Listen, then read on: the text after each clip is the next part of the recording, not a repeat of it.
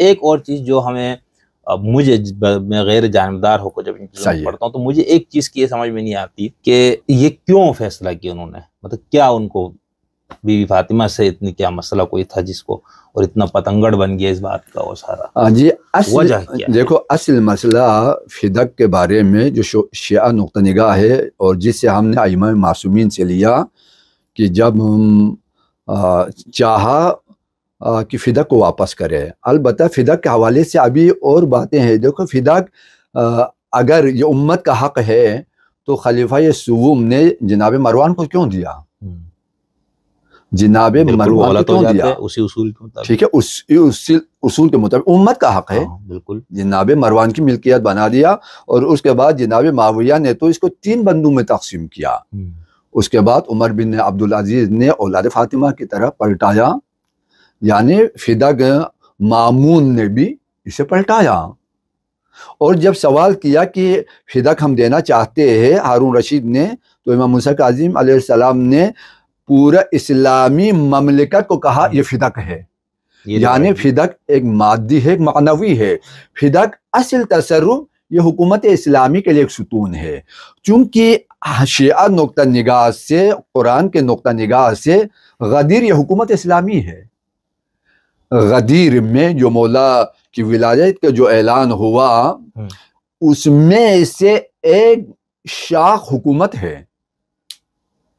یعنی حکومت جناب علی کا حق ہے۔ اسی وجہ سے جناب زہرا سلام اللہ علیہا نے پیغمبر کی رحلت کے بعد جب ثقیفہ میں حکومت بنی تو آپ مہاجرین اور انصار کے دروازے پر جا کر کہتے ہیں غدیر کو بھولا دیا تم نے؟ تو انہوں نے کہا کہ اب چارہ نہیں ہے، ہم نے بیعت کر لی ہے۔ جناب زہرا فرماتے ہیں انسیتم الغدیر، غدیر کو تم نے بلا دیا، چونکہ غدیر کو بلانے کا نتیجہ ثقیفہ کا وجود ہے، اور جب ثقیفہ وجود میں آیا تو ادھر سے باغ فدق چونکہ حکومت اسلامی کے لیے ایک مرکزی حیثیت ہے، یہ اقتصادی حوالے سے، معیشی اعتبار سے، تو چونکہ اگر حکومت علی کے ہاتھ میں جاتی تو یہ مسئلہ پیش نہ آتا۔ نہیں تو انہوں نے کیا اپنے اسلامی حکومت کے مصرف کے طور پر رکھنا تھا یا اپنی بیٹی کے ذاتی بیوی کی ذاتی جائیداد کے طور پر؟ نہیں، یہاں پر یہ تو میں نے ابھی سوال کرنا ہے، جب حضرت علی خلیفہ بنے اس وقت انہوں نے اس کی کیا حیثیت رکھی، وہ تو میرا سوال تھا۔ دیکھو یہاں پر اہل سنت کتابوں سے ایک اور چیز جو سامنے آتی ہے وہ یہ ہے کہ جب جناب زہرا نے دربار میں جا کر مطالبہ کیا تو جناب ابوبکر نے ان کو فدق لکھ کے دیا، باقاعدہ طور پر لکھ کر دیا۔ تو اتنے میں جناب عمر صاحب آ گئے تو انہوں نے پوچھا یہ کیا؟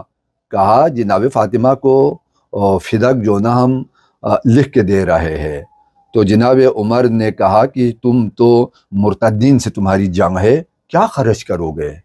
جو سپاہ ہے اسلام ہے ان پر تم کیا خرچ کرو گے؟ تو اور بھی بہت یہ کہہ کر انہوں نے کاغذ کو لیا اور پھاڑا۔ اچھا یہ روایت صرف شیعوں کے ہاں ہے؟ نہیں اہل سنت کتابوں میں۔ جی نہیں ہاں جی نہیں، یہ تو پھر بہت خطرناک والی بات ہے۔ تو آپ سیرہ حلبی کو پڑھے، جی جو روایت اہل سنت کتاب میں موجود ہے۔ صحیح جی صحیح، کیونکہ ہمیں تو یہ شاید تصور تھا کہ صرف شیعہ روایتوں میں نہیں، فقط شیعہ روایت نہیں ہے، اہل سنت روایت میں بھی یہ موجود ہے۔ انہوں نے باقاعدہ استدلال صرف شیعہ کا مطلب ہے کہ پھر وہ دوسرے پہ حجت نہیں بن سکتا، میں اس لیے کہہ رہا ہوں، یہ نہیں کہ شیعہ روایت میں تو وہ غلط بات ہوگی۔ صحیح ہے، جی جو بالکل ایسا ہے۔ تو یہ سنی روایت میں بھی ہے، اہل سنت نے بھی نقل کیا ہے۔ ٹھیک، نہیں تو اس میں اگر دو ٹوک آپ مجھے جیسے مختصراً بتائیں نا کہ وہ اچھا ٹھیک ہے، وہ سمجھ وہ ہو گیا، اس میں اب دوبارہ وہ نہیں کرنا چاہ رہا۔ دوسرا یہ ہے کہ حضرت علی نے اپنی خلافت میں اس کی کیا حیثیت رکھی شیعہ نقطۂ نظر سے؟ دیکھو یہاں پر میں اہل سنت اور شیعہ دونوں نقطہ نظر بیان کروں گا، البتہ اہل سنت سے مراد ان کے بعض اہل قلم، ٹھیک ہے۔ یہاں پر مثال کے طور پر اگر میں آج ایک بات کرتا ہوں تو ایک مرتبہ میں مکتب کے نمائندہ بن کر کرتا ہوں، ایک مرتبہ میں ایک طالب علم بن کر، تو طالب علم بن کر مکتب کے نمائندہ بنوں گا تو میری ہر بات یہ مکتب تک جائے۔ بالکل طالب علم بن کر میں بات کروں گا تو یہ میرا ممکن ہے میری اپنی تحقیق کا نتیجہ ہو، وہ ممکن ہے مکتب سے مختلف بھی ہو. اسی طرح کوئی بھی تحقیق کرتا ہے تو کوئی نتیجہ نکل آتا ہے. تو یہاں پر دیکھو جو حضرت علی نے، یہ بہت بڑا سوال ہے، اور بعض ہمارے اہل سنت برادران بھی یہی سوال کرتے ہیں بہت کہ علی کو تو حکومت ملی تھی، کیوں علی نے فدق کو واپس نہ لیا؟ تو یہی سوال ابن ابی الحدیث شرح نہج البلاغہ میں لکھتے ہیں کہ ان کے استاد سے بھی کیا کہ کیوں خلیفہ، کیا جناب فاطمہ حق پر نہ تھی؟ کیوں یہ مسئلہ پیش آیا؟ انہوں نے کہا جناب فاطمہ حق پر تو تھی. کیا باغ فدق ان کا حق؟ یہ باقاعدہ طور پر ابن ابی الحدیث معتزلی نے شرح نہج البلاغہ میں اسے نقل کیا ہے. کہا حق پر تھی. کہا پھر کیوں نہ دیا؟ تو مسکرا کر کہا کہ اگر آج زہرا کو سچی سمجھ کر اگر دے، کل یہی زہرا آ جاتی. یہ غدیر میں خلافت تو علی کے لیے ہے، حکومت تو علی کا حق ہے، تو اس وقت خلیفہ مجبور ہوتے خلافت بھی دے دیتے. یہ انہوں نے کہا. اور اس کے علاوہ علی نے کیوں نہیں لیا؟ سوال تو بنتا ہے، لینا چاہیے، صاحب ذوالفقار ہے، وہ بھی ہے، حق ہے ان کا، حق ہے. بہت جھگڑا اختلاف ہوا پہلے خلیفے کے ساتھ اور ناراض رہ کے وہ دنیا سے رخصت ہو گئی. تو یہاں پر دو چیزیں، ایک تو مولا امیر المومنین نے فرمایا کہ اب دیکھو جس نے فدق پہ قبضہ کیا وہ بھی دنیا میں نہیں ہے، اور جس کا مال غصب ہوا وہ بھی دنیا میں نہیں ہے. اب یہ فیصلہ خود محشر کے دن یہ فیصلہ ہو جائے گا. اور دوسری چیز، فدق کہاں تھا؟ فدق کو تو جناب عثمان نے مروان کے حوالے کیا تھا، ٹھیک ہے، تو ان کی ملکیت بن گئی. جناب علی مرتضیٰ نے فرمایا اگر مجھے مہلت ملے تو میں ہر حق جہاں پر غصب ہوا ہو یا جہاں پر باطل کی ترویج ہوئی ہو، میں سب کو پلٹا دوں گا. لیکن آپ دیکھتے ہیں کہ مولا علی کی حکومت 5 سال بھی نہیں چلی، اسی میں 3 جنگیں ہوئی. بہت شورش کا دور رہا. بالکل.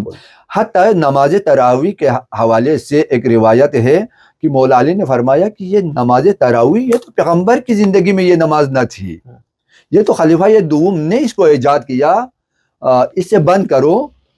تو لوگ باہر نکل کے سر پیٹنے لگے، واہ سنت عمرہ، ہم سے تو عمر کی سنت کو علی چھین رہے ہیں. ٹھیک ہے، یعنی وہاں کا جو پرآشوب دور تھا کہ دیکھو مولا کو اصلاً رہنے کا، حکومت کرنے کا موقع نہیں ملا. ادھر سے جمل میں جا رہے ہیں، ادھر سے صفین میں جا رہے ہیں، ادھر سے نہروان میں جا رہے ہیں جی، اور آخر میں خود علی کو مسجد میں شہید کیا.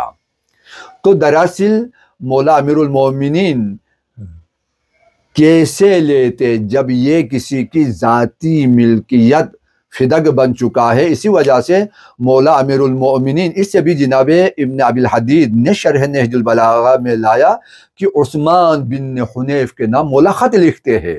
اس میں فرماتے ہیں کہ دیکھو آسمان نے زمین پر جو سایہ کیا، اس سائے کے نیچے ہمارے ہاتھ میں فقط فدق تھا، وہ بھی ہم سے لیا، وہ بھی ہم سے اٹھا لیا.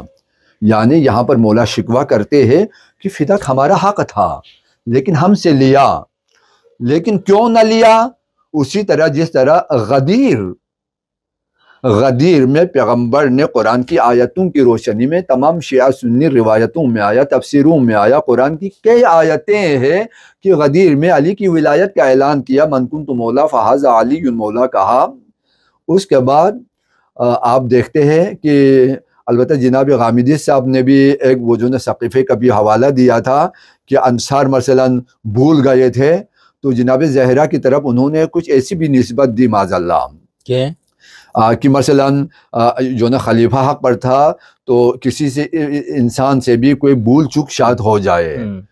حالانکہ ثقیفہ میں کوئی نص نہیں ہے، روایت نہیں ہے، غدیر نص ہے. من قریش والی روایت کہ ہاں وہ میں نے ائمۃ من قریش، اس میں بھی پیغمبر نے فرمایا کہ میرے بعد علی، علی کے بعد حسن، حسن کے بعد حسین، اسی طرح امام مہدی تک پیغمبر نے گن کر بتا دیا کہ یہ 12 ہے، اور جب تک یہ 12 ہے لفظ لا یزال لایا، یعنی لا یزال ان کے درمیان فاصلہ نہیں ہے، یہ 12 بلا فاصل ہے، یہ 12 بلا فاصل ہے، کہ جس کو بخاری نے بھی 12 امیر کے طور پر لایا، اور جناب مسلم نے بھی 12 خلیفہ کے طور پر لایا، اہل سنت کے باقیہ کتابوں میں بھی لایا کہ یہ 12 یہ قریش ہے۔ پھر کہا قریش کے کس قبیلے سے، حتیٰ ایک روایت ہے بنی ہاشم، یہ 12 بنی ہاشم سے ہے۔